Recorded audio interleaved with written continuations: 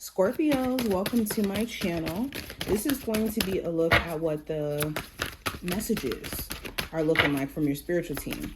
We're going to start off with this huge deck, and then we're going to go into my oracle cards here, and then also the tarot as well. If you're new to my channel and you want to see future readings, definitely make sure you subscribe. And if you would like a personal reading, I will leave my information in the description box as well as the comment section. I also do go live and take personal reading questions. You can definitely catch me live randomly, like pretty much every day, if not every other day. But let's go ahead and get into the reading itself, Scorpios. First card we have, it says time to fly. Well, right off the bat, clear indication that this is time for you guys to take off, for you guys to spread your wings and fly out of the nest. Literally, for some of you, like, you may be leaving home. You may be being encouraged by your spiritual team to, you know, move to that new state or leave your parents' house or take off with this business, take off with this, you know, career path that you've really been drawn to. It's time for you to get in action and to go with the flow and understanding that time is of essence. You may have been in preparation over the last couple of months or so for whatever this is. So with you taking this on, it's like believing that you'll be okay and you know, flying from the nest, or you taking this leap of faith to some degree. Okay, let's keep going. It says love is never in vain. I love this card. It says, when you finally see what this whole time-space thing is about, you're going to laugh, you're going to cry, and you're going to be so happy you loved as much as you did. So this is a reminder that love is never in vain.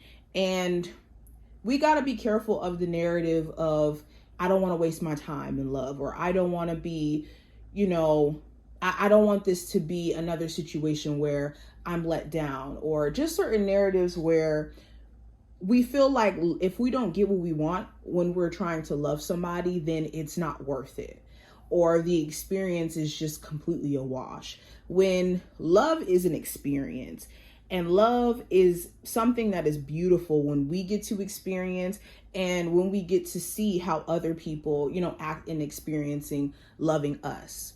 But it's never in vain. Even if it doesn't necessarily work out, because there's things that we, you know, didn't see before about ourselves that we now see because we were able to love somebody else.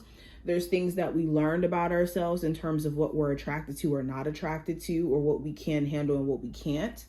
Our boundaries. There's so much that we learn from connection with others, period, that loving can never be in vain. And it's very easy to have a disdain for love after loving so hard comes with the pain or the risk of pain. And it can feel like, well, I shouldn't have loved at all. But we want to be careful of robbing ourselves of that opportunity. We have the F word. So the F word. The F word in this case is fun. Some of you have been so focused on work that you haven't been allowing yourself to have fun. You haven't been allowing yourself to enjoy life itself. Okay. You may have also been really the F could also stand for forgiveness. Forgiveness may be key personally for you, like you forgiving self in regards to what you feel like you may have lost yourself in.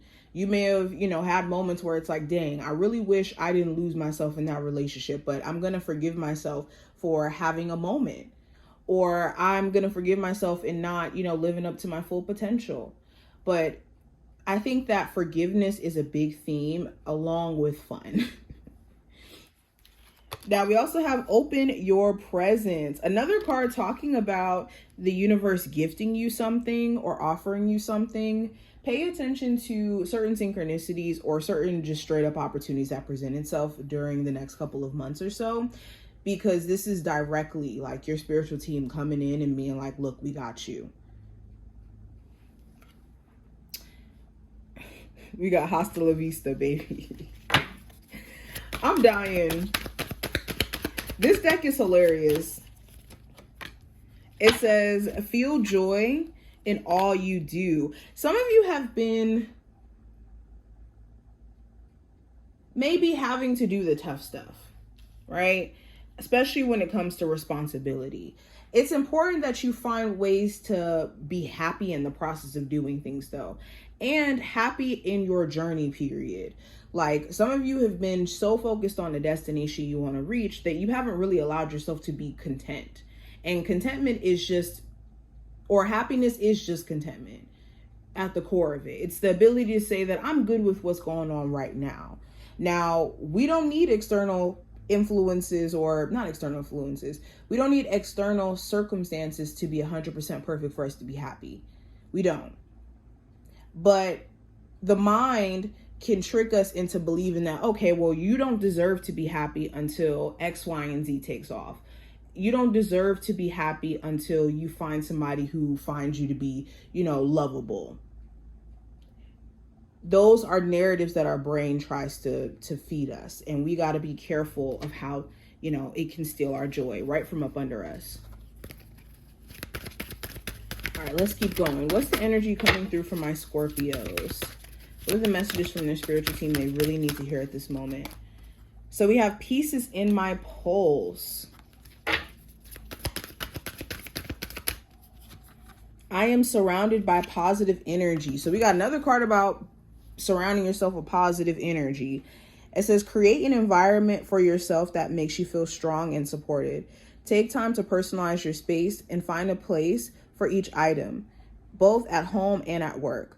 By maintaining your physical space, you welcome in an atmosphere of uplifting energy in which you are able to foster happiness, resilience, and positive relationships. Some of you may have environments around you, home, career, certain places that you frequent, or just certain people where they do drain you energetically. And there's going to be constant reminders that you're going to have to protect your peace. And if you don't make attempts to do so, your peace is just going to keep getting stolen and stolen and stolen from you. Both of these cards scream that loudly, okay? It says, I surrender it all. So in this lifetime, we got to find this ability to not be extremely attached to things. And when I say things, I mean like items, things that are temporary. And with, the shifts and changes that we experience in life, there are going to be moments where you guys are going to be faced with having to surrender things. And also, not just surrender things, but surrender certain thoughts or surrender certain situations to the universe, to our spiritual team, to God, where it's like, I don't have control over this. I'm going to let my spiritual team do the work behind the scenes. So recognize what right now needs to be surrendered or released from your energy and be willing to do so. Scorpios. Okay, so we got the Three of Swords that fell on the floor.